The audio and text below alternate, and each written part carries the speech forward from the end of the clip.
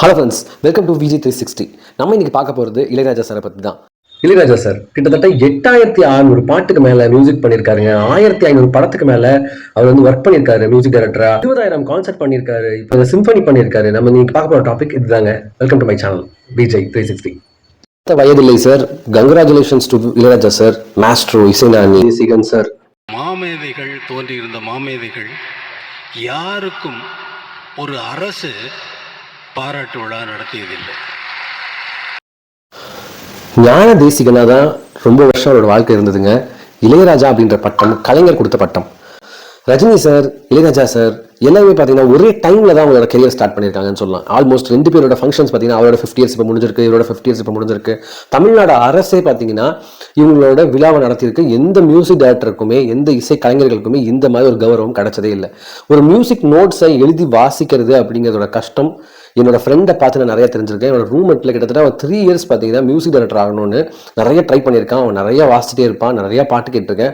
நானும் ஒரு 3 மாதம் அவன் கூட கீபோர்டு நானும் அமுத்தி பார்த்துருக்கேன். அது என்ன நடக்கும் அப்படின்னு எனக்கு நல்லா தெரியும். 57 பேர் சேர்ந்து அந்த சிம்பனி பாடி இந்த லண்டனில் நடந்தது வந்து ஒரு மிகப்பெரிய விஷயமா சொல்றது வந்து ரொம்ப உண்மைதான். ரீசன்ட் நியூஸஸ் எல்லாம் பார்த்தீங்கன்னா அவருக்கு ரொம்ப அகைன்ஸ்டாக இருக்குது யூத் கிட்ட இருந்து.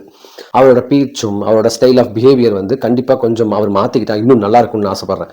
ஏன்னா ஏஜ் ஆக ஆக பொறுமையும் நிதானமும் வரும்ன்றதை நம்ம கேள்விப்பட்டிருக்கோம்.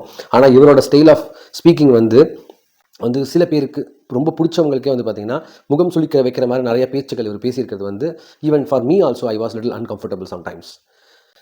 இளையராஜா சாரோட ஃபர்ஸ்ட் படம் அன்னக்கிளி, சரிங்களா? அவரோட ஃபர்ஸ்ட் வருஷத்துல 5-6 படத்துக்கு தான் கொஞ்சம் கொஞ்சமாக மியூசிக் போட்டுட்டு இருந்திருக்காரு. அவரோட பீக் டைம்ல ஒரு வருஷத்துக்கு 55 படத்துக்கு மேல ஒரே வருஷத்துல மியூசிக் போட்டிருக்காரு.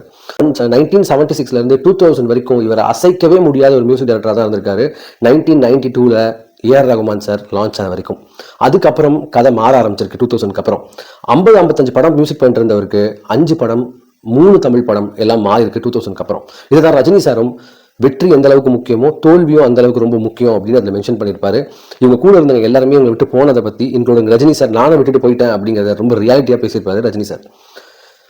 எஸ், இவர்கிட்ட இருக்கிற அந்த மேஜிக் அன்னக்கிளியிலிருந்து விடுதலை வரைக்கும் தொடர்ந்துட்டு தான் இருக்கு. இன்னைக்கும் விடுதலை பார்ட் 1லையும் பார்ட் 2ல வர்ற அந்த 2 சாங் வந்து மெலடி வந்து நீங்க அடிச்சுக்கவே முடியாது யாராலையுமே. உங்களுக்கு இந்த ஷார்ட்ஸ் பிடிச்சிருக்குன்னு நம்புறேன். இவரோட 50 இயர்ஸ் செலிப்ரேஷன் எப்படி இருக்குன்னு நீங்க சொல்லுங்க. ஆனா இவர் பீக்கா இருந்த 1976 2000 வரைக்கும் இவர் அச்சீவ் பண்ணது நிறைய இன்னும் 100 வருஷம் ஆனால் ரொம்ப நிலச்சு நிற்கும். கொஞ்சம் இவர் கேட்குற அந்த ராயல்ட்டி எல்லாம் கொடுத்துருங்கப்பா. தேங்க்யூ ஸோ மச் ஃபார் வாட்சிங் தி ஷார்ட்ஸ். அவங்கள புகழ்ந்து தான் பேசுறேன். இந்த பாட்டும் பாடலை காப்பிரைட்ஸ்க்கு கேட்டுறாதீங்க. நம்மளோட நட்பு தொடரணும்னு ஆசைப்பட்டீங்கன்னா மறக்காம like and subscribe. Thank you so much for வாட்சிங் தி ஷார்ட்ஸ்.